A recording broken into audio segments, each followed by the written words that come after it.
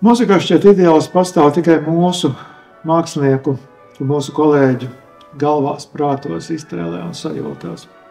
Tomēr šķiet, ka dažiem visā pasaulē ir izdevies tikt mazliet tālāk šai ziņā savu ideālu realizācijā.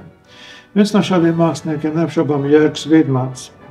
Mūziķis, kurš jau vairākus gadus ir piesaistījis manu prātu, manu uzmanību un laimīgā kārtā arī mūsu orķestra Simfoneta Rīga mūziķu simpātijas, cieņu un kopdarbības laimes sajūtu.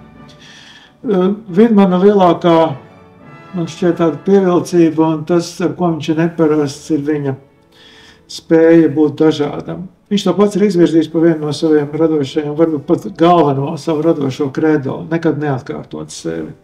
Tāpēc viņa koncerti ir izaicinājums arī klausītājiem, jo jūs īsti nekad neziniet, ko tur var sagaidīt, un viņa mainība nekad nebūs tāds vienkārši tukšs pašmērķis, bet tā vienmēr ir intelektuāli un emocionāli uzlādēta, balstīta uz kādu iekšējas nepieciešamības faktu. Es nebaidīšos teikt, ka Vidmans ir šobrīd pasaulē viens no visvairāk atskaņotajiem komponistiem, visvairāk izpildošiem muziķiem uz skatuves, jo viņš pats ir ļoti bieži šeit uz skatuves kā diriģents, kā klarnetists. Tomēr viņš neslēp, ka viņa lielā stihija šobrīd ir arvien vairāk mūzikas radīšanas brīdis. Mēs esam tiešām gandarīti, jo mēs varam būt lepni un ļoti pateicīgi liktenim, kad mēs esam kaut kā tikušies un mūsu ceļi ir krustojušies un kādu laiku ies līdzās. Gan uz skatuves, gan varbūt arī ierakstos, gan varbūt arī koncertos ārpus Latvijas. Mums kā orķestrim ir ārkārtīgi svarīgi būt kopā ar personību, kura visu laiku paplašina savas un līdz ar to arī mūsu robežas, kura raksta mūziku, izmantojot tādus līdzekļus, kādu vēl nekad nav pielietoti, kur rada neparastas programmas, kurš spēlē savu iemīļoto klarneti, tā, ka reizēm klausoties zālē tiešām elpa aizraujas.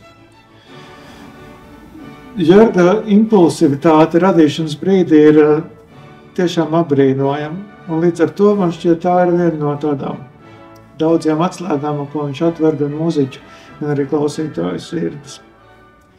Viņa repertuārs, ko viņš piedāvās šajos gados, kopā ar Simfonētu Rīgu, būdams mūsu mākslinieckais partners, būs lielā mērā balstīts uz klasiskās un mūsdienu muzikas līdzās pastāvēšanu.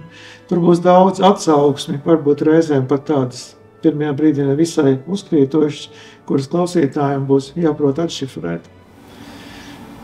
Viņa absolūti klasiskajā izglītībā gūtais pamats, kas ir balsts viņa muzikas valodai, vispār viņa darbībai kā māksliniekam, ir ļoti interesantā veidā savienojies ar viņa arvien attīstībā esošo personību, kas nemirkli nav apstājusies, kas meklē dažādus neparastus ceļus, kā augt, kā doties uz priekšu, kā iet arvien tālāk.